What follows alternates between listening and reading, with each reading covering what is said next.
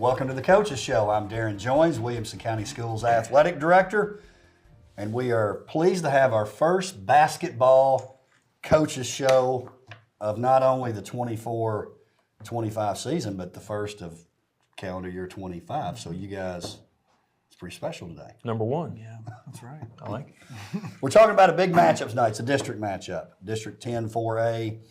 Ravenwood hosting Nolensville. We're going to talk to the girls and boys coaches both. We're going to start with the girls coaches. We've got Coach Chris Ladd from Nolensville here, Coach Andrew James of Ravenwood. Appreciate you guys joining us. Thanks for having us. Good to be here. Just a little review here. Coach James in his 6th year as head coach at Ravenwood. Spent some time though at Ravenwood before then. Coach Ladd, listen, we got 2 deans of coaches, and we got them both here today. So we got Patrick Whitlock, who's the dean of one school. He's been there 19 years. Coach Ladd, he's the only Nolensville coach they've ever had as the girls' head coach, 9 years.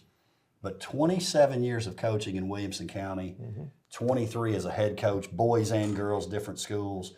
If anybody could tell Coach Ladd kind of a story of where Williamson County used to be and where it's at now, it's you. You're probably right, for sure. You take Page High School. Is Page the same school it was? No, gosh, no. No, Page has changed a lot. It really has. It really has. There was, when I was there was no homes around it, just beautiful green land. And now it's just like a mecca over there. It's crazy. And now you and I, we can't afford to buy a home. Yeah, that's exactly right. Can't live there. Yeah, Right. for sure. A little different place. Also, we're one of the few people around here that have grown up in this area, right? That's true. Yeah. We both are Nashvillians through and through. So. Yeah. It's nice. It's real nice. Yeah. Again, appreciate you guys being here. Now, let's jump in a little bit more. So, Coach Ladd, I don't want to put words in your mouth, but I feel like with your team, you had a couple of tough transfers and some injuries, some things that happened a few years ago. You've got a young team, but I feel like you've kind of been building to this team. You've got some good experience, some good young players. You got an interesting mix on your team. We do. We're lucky to have good players, number one. But last year, we only lost one senior. So we're really kind of returning everybody. It's been real nice to just kind of, our starting off point's been, probably a lot different than a team with a lot of freshmen. So we don't have to teach as much, and we can just sort of fine tune and add a few things here and there. And I think that's really helped us out this year. Coach James, on the other hand, I'm going to argue, you talked about having those 9 freshmen. You may have the youngest team in Middle Tennessee or Tennessee. 9 freshmen on the roster. You've got a little different situation with your squad. I do. They make up most of our team, and it's been a big learning process for them. But they're a really great group. I've enjoyed coaching them, and they're getting a lot of games in because we're going to be playing JV games. A lot of these girls are going to be playing 2 games a day. It's kind of like team camp is what it feels like.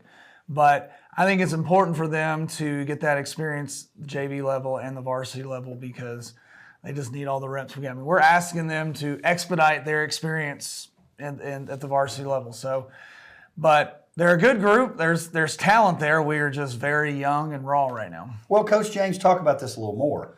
When you coach a team that's this young, frustrating at times, fun at times, they've got this excitement. But talk about this. I like I didn't realize you were doing that with the JV. They're playing both. Some of that you're saying we got to expedite experience, but is part of that a confidence thing too? Because I'm assuming that JV game, they're like, oh, this is a little easier for us. Yeah, it is. It's definitely helped out a lot. We got the win Tuesday in the JV game, and that's been really important. We want to do that because it will help with their confidence, because it's kind of like, now they're getting to play against girls that are their age. I'm not saying that we're necessarily better than those JV teams, but it helps out a lot. So we're doing that because I think it'll help them with their confidence. Let's transition here to talk a little bit more about how the season's gone. Start with you, Coach Ladd. You come into tonight's game, you're 14-1, you're 3-0 in league play, win Tuesday night over Centennial 62-13. Your only loss is to a really good Coffee County, one of the best in Middle Tennessee and really in all the state. So you lose to them, but then you get on this streak, including the tournament at the Sandestin Classic. And Tate was saying this the other day on our show. We may not get invited to that tournament anymore. We're winning that tournament. We're playing each other in the finals. But you guys and the boys, we both won. You travel. You're there together. You both win. That's pretty special. It was pretty cool. I mean, I wish we played at the same time, so we didn't really get to support each other. But we were in the same hotel, so we're on the same hallway and get to see each other after the game with carrying the gold ball around. They give us a gold ball. It's not the one we want, but we got a gold ball.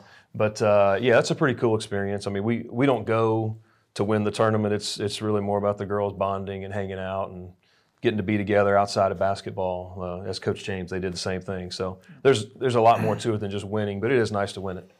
So in that tournament, everybody knows about Miss Washington. She's been around a while. She's done great things. She's all tournament team. But I was kind of excited that you see Nyla Johnson. And to me, with her, she's the MVP of the tournament. She's a sophomore. Right. I felt like when the tournament started last year, she started going to this different kind of level. So it's exciting to know. And you've got more than just these two. Yeah. But it's nice to see you got that senior that you can count on, and now you got this sophomore who's got some great results too. Yeah, I'm super proud of Nyla. She works hard, always in the gym, wants to come in for extra work, and just a great kid. But having those two, and you know, Leilani's, I know you're probably tired of seeing Leilani. She's been around. She's starting. She's a freshman.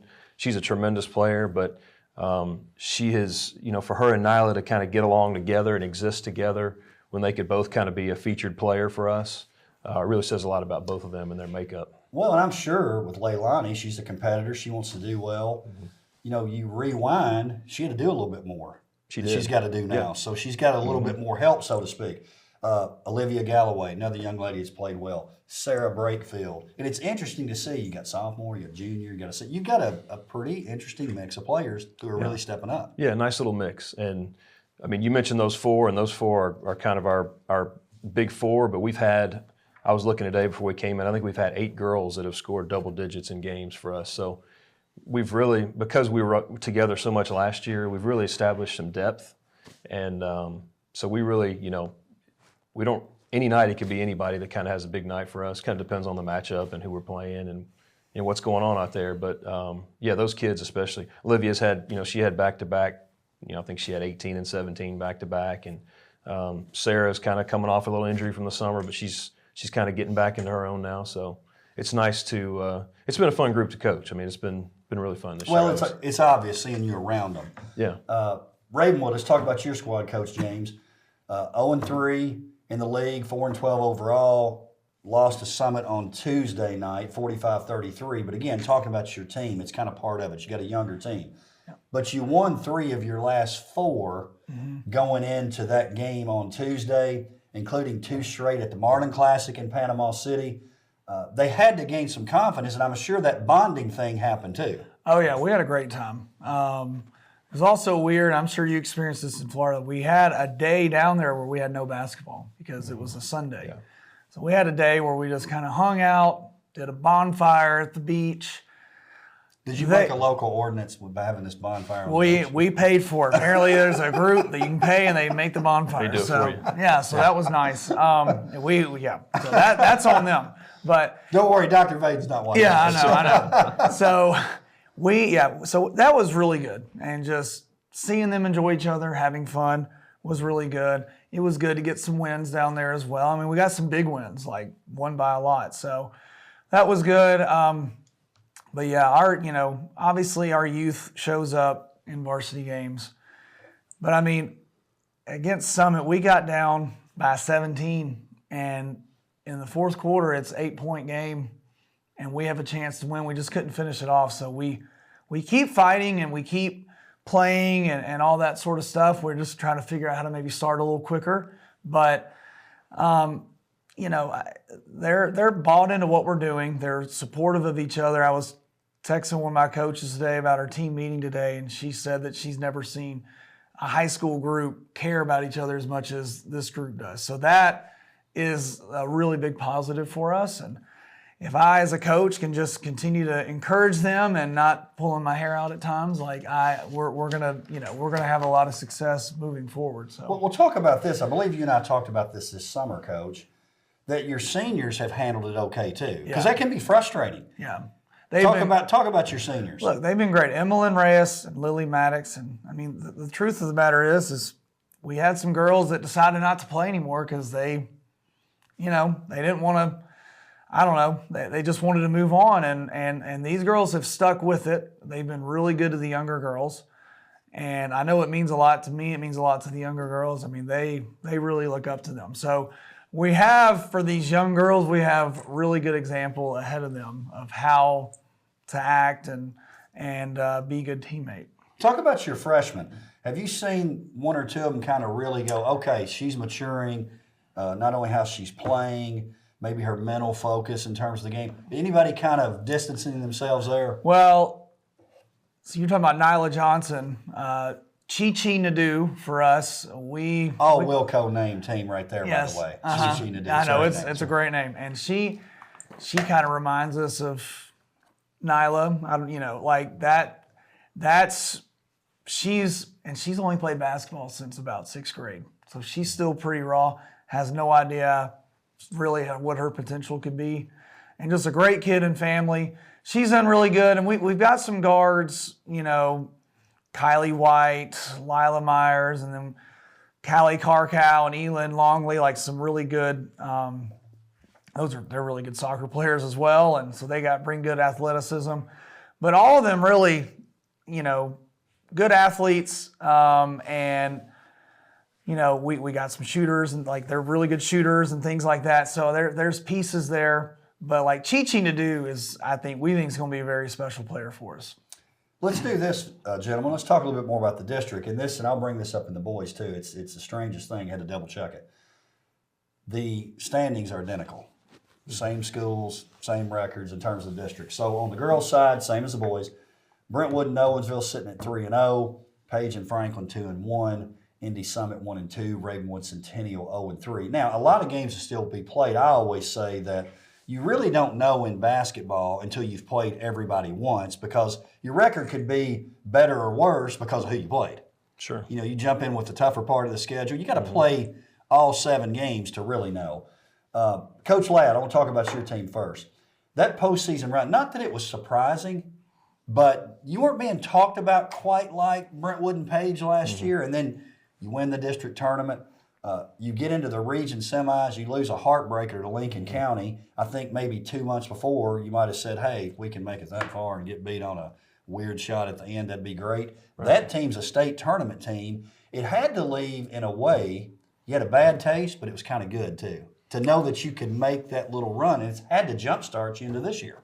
Yeah, it has. Our goal this year is to make the state. We feel like we can. We obviously got to continue to do well in the district, and hopefully make a run in the region if we make it. But that's why we played a Coffee County early in the season and tried to make a little stronger schedule for ourselves. But we like to be under the radar, so don't brag about us too much right now. We want to kind of come from nowhere, if you know what I mean. But the district. I was glad to play Indy. Well, I wasn't glad to play Indy and Franklin first. I felt like those two teams had a lot of capability of improving the most from last year, and so I was glad we got those out of the way. But at the same time, I wasn't looking forward to playing them before the Christmas break. Right. So, it's. I love that. I think it's kind of cool. The boys and girls are the same. We'll see if it holds out that way. Probably won't, but. If it does, it'd be unbelievable. It'd be crazy.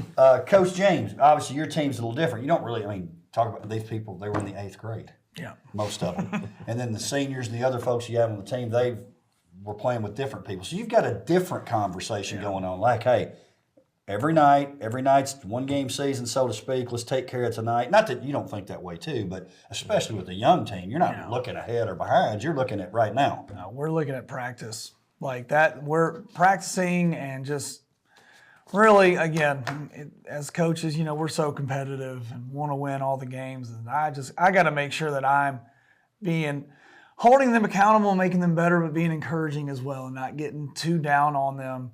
And, honestly, I feel like I got to do a better job of that at times. So that's really been my main focus, making sure they're enjoying being in our program and that we're just continuing to work, on the things that we need to do. I mean, scouting for games is definitely looking different this year than in most years because we got to worry about ourselves more than anything. So, but they, like I said, the future I think is bright for Ravenwood basketball. I mean, I think we have some. The next couple of years, I think we can be, where we want to be, but just continuing to get them to buy into the process of what we're doing. Well, and Coach Jay, so you talk about, not that you don't have a definite plan for tonight, but it's more about what are we doing? What can we do differently? That kind of thing. What about your team, Coach Ladd, as you go into tonight's game? Maybe it's a little different. You got a little more experienced team, so maybe you are approaching the game a little bit differently. I'm going to be honest with you. Andrew and I talk a lot. I don't know if he stole that from me, but I really try to worry about our team. I mean, I think kids get bogged down in their brain too much if you give them too much information about the other team. Not that we don't do that. We do watch film on teams, but I think the most important thing is you worry about what you can do best and go out there and do it. Well, yeah. I was having a conversation with a retired coach when I was at a game the other night, and it was interesting that we both kind of felt the same way. Sometimes there's beauty in the simple. Mm-hmm. Yeah, absolutely. The best teams, I don't care what sport it is, I think this is right, they do simple things really well. Yeah. That's it. It's not complicated. It's not that you don't have schemes and all that kind of stuff, but it's interesting how that seems to be true. That's true. Yeah. That's an axiom that holds true every time. It is. For sure. Gentlemen, appreciate you being here. Good luck tonight, and I'm sure I'll see you down the road. All right. Thanks for having us. We'll be right back to talk with the boys' coaches. Again, we're talking Ravenwood hosting Nolensville in tonight's district matchup.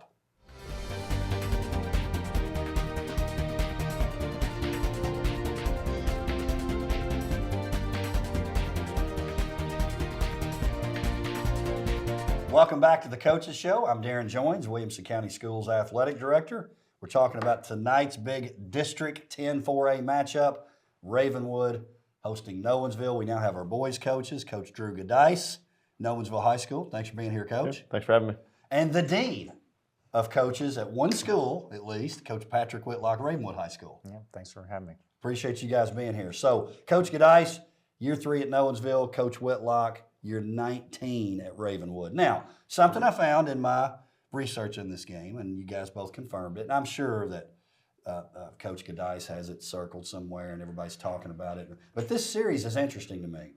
Nolensville, new school in 2016-17. You don't play a game until 1920. You have a couple seasons where, and Coach Whitlock, you were involved in this, you play a couple non-district matchups 2 years in a row. And then from then on, we had to play each other in the same league. Ravenwood 10-0 in the series. Again, 8 of those games have been as district opponents. Last 2 years, Ravenwood eliminates or defeats Nolensville in the tournament. Coach Whitlock, Dean of Coaches, back for another year, kind of like Coach Ladd. So here's what I said. You guys were in the green room. Coach Ladd's the Dean in terms of coaching, he's been 27 years. You've been one school 19, so you're the Dean in terms of you've been at one school. You've seen a ton of changes in those 19 years in this district.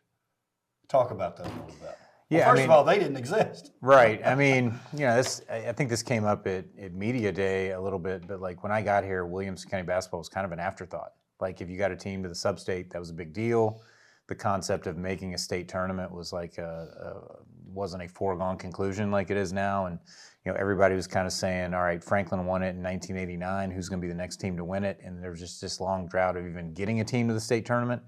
And now it's kind of more expected that we possibly have at least one and maybe 2 there. So, I think the population boom has had a lot to do with that. And I think honestly, the level of coaching in this county has been tremendous, particularly over the last 5 or 6 years. We've not that the guys before weren't good, but I think we've kind of leveled up in our coaching on both sides, boys and girls. And and with more kids, you get better players, and that's just kind of how it's worked out. Well, what you're saying, Coach Whitlock, we all have friends of ours who coach in different parts of the state, and they say exactly what you said. At one time it was okay, whatever, and now it's like, okay, and talking about the teams, talking about the coaches, the whole deal. So I think you hit it right on the head there. Coach Whitlock, again, with your team. Last couple of years, you had some pretty historic moments, some district and region championships and 300th win as a head coach. This one, to me, your team this year, it feels like, because we all have to do it. You know, you kind of build up to a year and then it's a little bit of a restart. This feels like a little bit of a restart for your team and program right now. Not the same teams you've had the past couple of years. Not in a bad way, it's just not. Yeah, I mean, we lost a tremendous amount of talent last year. We lost 7 of our top 8 guys. We really only bring back 1 guy that's played significant minutes. I mean, we've had a variety of unexpected injuries that have kept our lineups like in flux, and just also having, you know, several football players that didn't get done until after Thanksgiving break, trying to integrate them in. We just, quite honestly, we haven't found a whole lot of continuity. We haven't played very smart, and we just haven't been very good. But I mean, I think we have the potential to be very dangerous.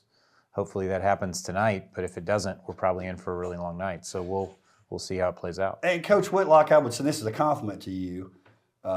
He'll somehow try to twist this as I said something I didn't.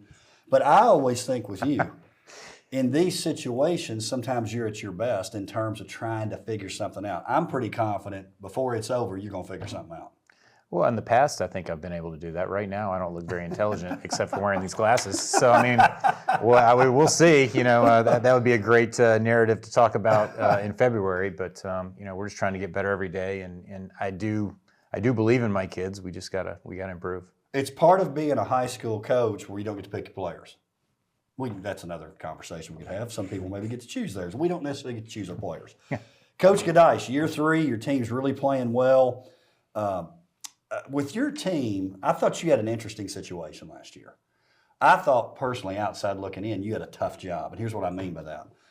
You've got these seniors who've done some stuff for the program, and you know you want to play them and be loyal to them. But here's the facts. Your best players are sophomores. And so you've got this, I'm not saying it's a rub, or I don't even know what happened with your team dynamic. Outside looking in, to me, that looked difficult. Any truth to that? It was a hard year. It was challenging in personally more ways than one, you know, outside of basketball as well. And so we get off to a great hot start. I think scheduling might have helped a little bit with that. It was 12-1 or whatever. Similar moment to where we are right now. I think we played a much tougher schedule this year and earned some bigger wins. But yeah, it didn't continue. Playing good teams like Ravenwood and Franklin down to the last minute and not being able to finish was really last year's issue, where we wouldn't finish those games. This year's team has kind of flipped it, and we've won some really close ones against good teams. That as a coach, the longer you do this, you kind of learn it's less about you and more about players on the court making plays. I learned that earlier this week against Centennial, learned it against Franklin. I probably cost us in some situations, but when the players make plays, it works out on the court a lot of times for you. It's funny about those teams that can win those close games. People act like there's a formula. I've always thought you just got to do it once. Yeah. And then once you do it once, it makes twice a little easier. And then the third time gets easier. I don't think there's anything magical except you just got to somehow do it the first time. Experience, there's no substitute. No substitute. You touched on it with that group last year, and we've gotten so much better, and all of a sudden we're in close games. Well, do we know how to finish those close games? Yes, we are 0-10 against Ravenwood. We're 0-6 in the last 2 years. I think Coach Whitlock would say we've probably outplayed them for the majority of 3 or 4 of those games, and it could very easily be 3-3 or 2-4. And just they with their experience have made plays in a lot of big moments where we've turned it over or not gotten that stop that you're supposed to get. So hopefully we can continue to improve and learn from some of the close games we've been in so far this year. Coach Gadice, let me ask you this too. With Coach Whitlock, again, year 19, it's his team. To me, when you get to about year 3, it might feel a little bit more like your team than the other years felt. That's just part of start getting in a program new, right? Yes, we're coaching this team differently. I think we're able to coach this team differently because we had them as freshmen, we had them as JV. They had some success as freshmen in JV, and now we've really committed to a certain rotation, committed to a certain lineup, and that's really helped. I think clarity in practice, reps, who gets the ball when and where, all those sort of things have been good for us so far this year. But we're a long way from the finish line and have to keep getting a lot better for tournament time when it really matters. Coach Whitlock, talk about this because, again, you've been here a long time. It's interesting how, I go back, Franklin Brentwood was kind of the big game, and then Franklin Centennial with Centennial opening, Brentwood Ravenwood with Ravenwood opening. This is already a rivalry. It definitely is a rivalry within the schools. I think this has the chance to be one of the next great rivalries because just like Ravenwood was born from Brentwood, Nolensville's born out of Ravenwood. It's just the way it is. I think it's got the chance to be viewed similarly to everyone in the next 5 years. Yeah, I think it kind of is, to be honest. I think our communities view it as an important game. It is very similar to when I got to Ravenwood, everything revolved around Brentwood, and I think a lot of things at Nolensville right now, have revolved around us for a certain reason. Because when I got to Ravenwood, like our blue collar kids were from Nolensville. Mm-hmm. It was a country farming type community. Obviously, that's significantly changed over the past 10 years. But like the kids, the blue collar kids you really kind of built your program on were all from Nolensville.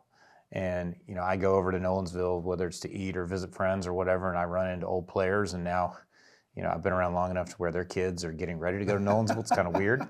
So, it's obviously meaningful. I think you kind of have that effect with every Williamson County school now.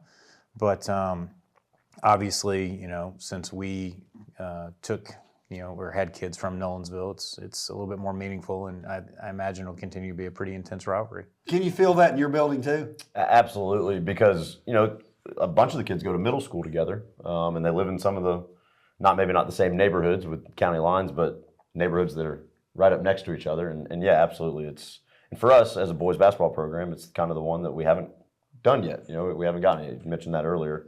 So yeah, it's one that we've had circled and hope that we can get tonight.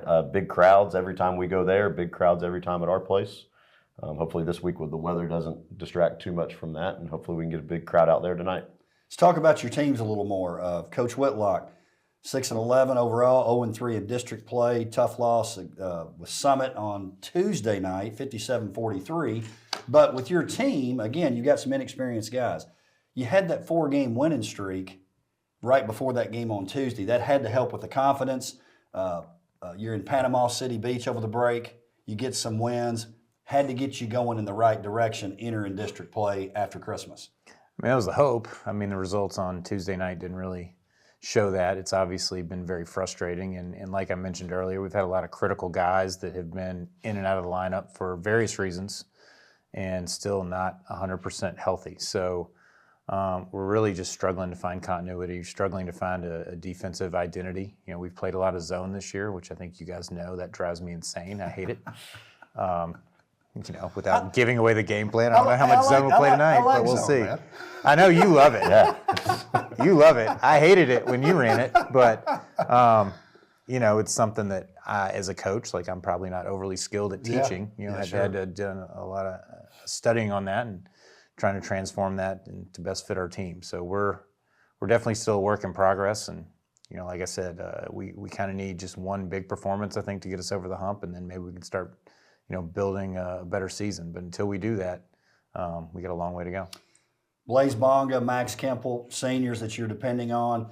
This is something you and I talked about. You've got some guys who had some JV success, and that's great. It's different. The varsity game is different. To take that success and say, let's now get it going to the varsity level, it's not a given that that's going to happen, at least not overnight.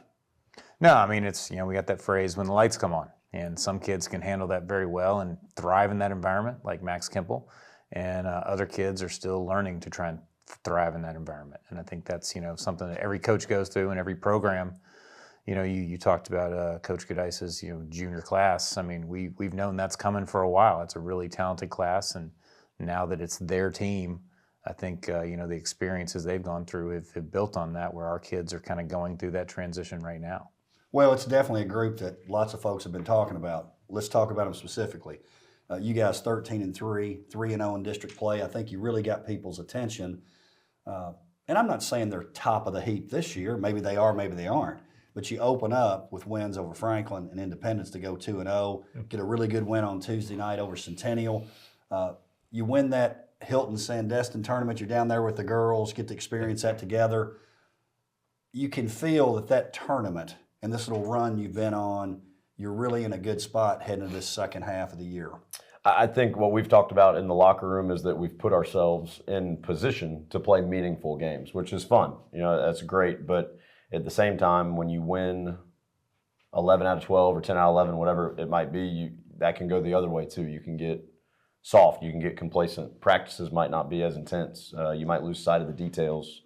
Winning can't let you be complacent and comfortable. You got to keep finding those details of ways to get better. And this group really, so far, has appreciated that, which is really fun to show up with and work with them every day. Here's something that the coaches in the league aren't excited about. You're down in that tournament, MVP, Kyson Barney, all-tournament team, Cale Barney, Chris Johnson, all juniors. Mm-hmm. So nobody likes that but you. But then you've got MJ Taylor, a senior. He's doing some things for you too. So it's not just your juniors, because he's stepped up as well as some others. We start 4 juniors, BJ Hall the fourth, who's actually started more and played more minutes than any of them, going back to freshman year. MJ Taylor is the 5th starter, and he's a senior. And man, he could score 0 points. He could take 3 or 4 shots in a night, but all he cares about is winning and doing the things that go into winning. He'll take the other team's best player and guard him. He'll run our offense. He does all the little things that a coach loves, and he's earned a good senior season to win as many games as he can. Let's talk about the district standings again, just like the girls. Nolensville Brentwood 3-0, Franklin Page 2-1, Indy Summit 1-2, Ravenwood Centennial 0-3. A lot of jockeying is going to take place. Coach Whitlock, I've always said this. You can't always tell what the standings mean, I don't think, until you've played everybody once. Because it could be who you've played and when you played them. Here in about 2 weeks, we're going to kind of know at least a little bit more about the position of how people are going to finish. Not totally know, we're going to have a better idea. Would you agree with that? Absolutely. I mean, honestly, the standings are like the least of my concerns right now because every team in our district is good. And I think you saw that last year. Like, I was not excited to be the 4 seed playing Nolensville as the 5. Summit had Indy on the ropes and Indy wins the state championship. If we finish 8th, are you excited as a 1 seed to see us in the first game? I mean, it's not like it used to be where like that's just a given, 1 versus 8, you're going to win. I'm not predicting like if we're the 8th seed, we're going to pull an upset. Far from it. But Brentwood wins the district or Nolensville wins it, and then you got to play a rival in that first game, win or go home. I mean, I wouldn't feel comfortable as the 1 seed, and obviously you don't feel comfortable as the 8. So the standings to me are totally irrelevant, and I think we really proved that last year with Brentwood making that significant run after having a very average season. Yeah, it was unbelievable. Coach Gadice, what do you think about this? I always hear people say, like Coach Whitlock said, everyone can beat everyone. I think it was true last year. I almost think it's more true this year. I agree. On the boys' side, I'm talking. I agree. Exactly. Coach Whitlock took the words out of my mouth. I think it's a jumble 1 through 8, and if we're lucky enough to be the 2 or the 3, that 6 or 7 or it's all going to come down to that one night. Summit was 2-12 last year, and they had Indy on the ropes, and Indy goes on to win a state championship. So it just proves the strength of our district, top to bottom. It was interesting. I was at your game that first night in the district tournament, watching your game, but I was closely watching Indy. I couldn't believe it. I'm like, oh man, Summit's going to eliminate Indy. But then it didn't happen. But it goes to show. I always think the most nervous any basketball coach is first round of the district, and I think the really most nervous is when you're the 1 seed. Because you get these thoughts, we're 1 and we're out. But it's part of it. Welcome to the greatest tournament, which is the basketball tournament, I think, on earth. Coach Whitlock, let's talk about tonight's game. What do you guys need to do to have some success and make it 11-0 in this rivalry and then to get that first district win? What are some keys? If there's a rash of sickness that goes through the Nolensville team this afternoon, that'd be fantastic. No, we've got to come out and we've just got to perform better. We've got to take better shots. We've got to defend the dribble. They do a great job of getting downhill, and really, there's no weaknesses on Nolensville's team. Everything they do well. Okay, I mean, they've formed their identity with their team. I think the emergence of Johnson has just been tremendous. I mean, I knew he was going to be a good player. I wasn't quite sure he was going to be this good as a junior. And he is just a load down there. And obviously with the Barneys, they're known entities. Hall has been a known entity because he's been around. And, it's just a team that's very well coached and playing very well together. And it's going to be a tough task. So we've got to come out and we've got to play our best basketball. And, if we can play close to a perfect game, we got a chance. Coach Gadice, now, you're not believing everything Coach Whitlock says there. He's just saying you've got it. 19 years.